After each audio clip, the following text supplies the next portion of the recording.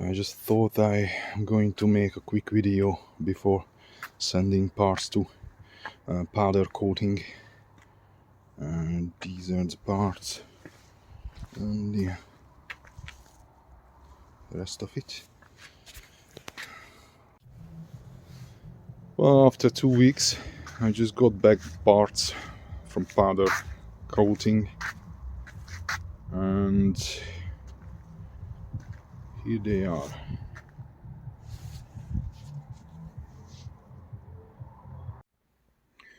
So that's another part of the same video.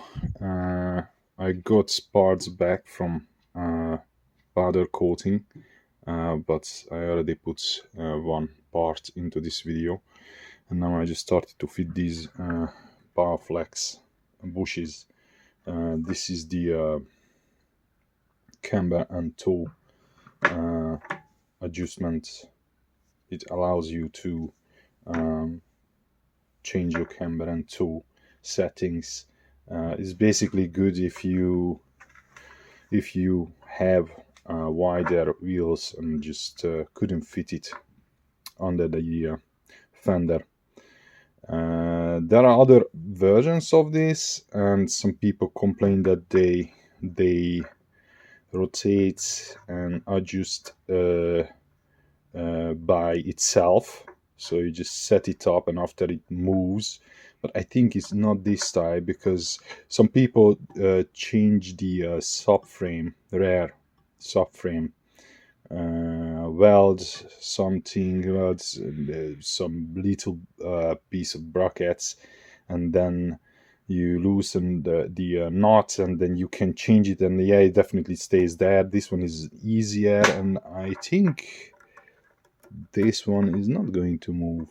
So once I set it, it should remain the same position. I tried to press it as much as I could, but there is still gap, and it's really real tight when I try to fit this trailing arm into my subframe. But I think I can do it. And yeah, I wanted to change the wheel bearing, and yeah, I just couldn't. I don't have the right tool to actually press the bearings inside, so I'm going to ask one of my friends. He's going to help me out with this. Just a heads up, this one is the E21 323 rear trailing arm, and this one has a bearing, the outer dimension of the bearing. This one is the outer, and the outer is 62 mil, and the inner is 58, and you can't buy it. This is no longer available. I tried everywhere. I found one in the UK. There is a website, and I managed to find one replacement, which is the size is 30 by 58 by 17, but this one there should be 30 by 58 by 16, so it's just 1 mil smaller, which is okay, because actually here comes a shaft seal, which is basically just a dust seal. It protects the bearing, but nowhere else. I couldn't find it nowhere else, the right bearing. Everyone is out of stock. And then I've got my half shafts back.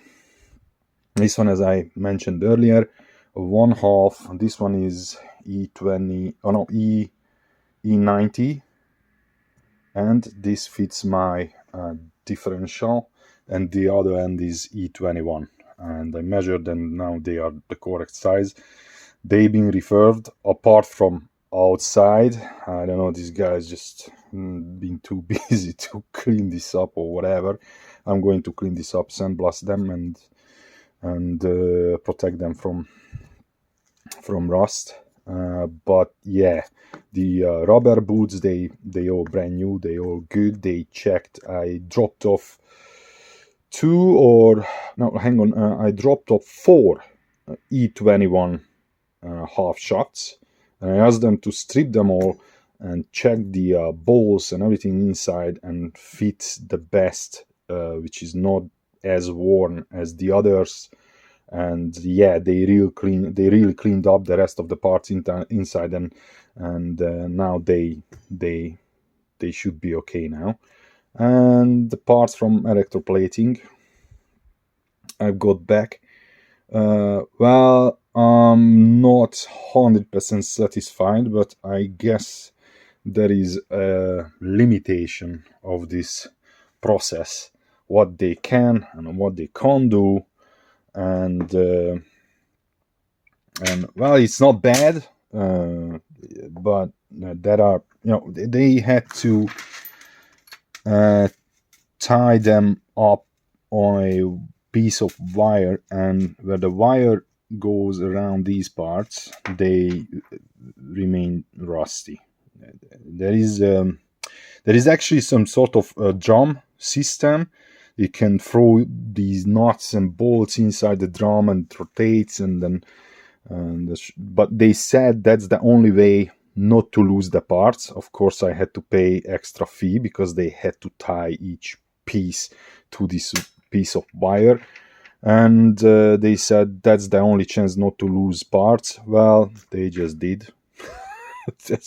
I found one piece, and I noticed something else is missing, but it's not that bad because so far I think the main bits are here. This one is there is some rust left. This one is oh, hang on, where it goes? There it goes there. And yeah, but it's not bad overall. I'm happy with that, and I wasn't sure what they're gonna do with the plastic parts which can't be removed or pressed off the metal counterparts, but they said that's all gonna be fine, don't worry about this. Well, this was black. It turned out some beige, and these are the headlights adjustment bolts. And also, if I turn this, just look, there is still rust under it. Well, I think that's the best I could get anyway, so it is what it is. I'm happy overall with this whole process. Oh yeah, one more thing. I've got a Instagram account, and I left its link in the YouTube description. So if you are interested, I post pictures, detailed pictures, earlier than posting YouTube videos. So if you're just curious, just have a look and check my Instagram account.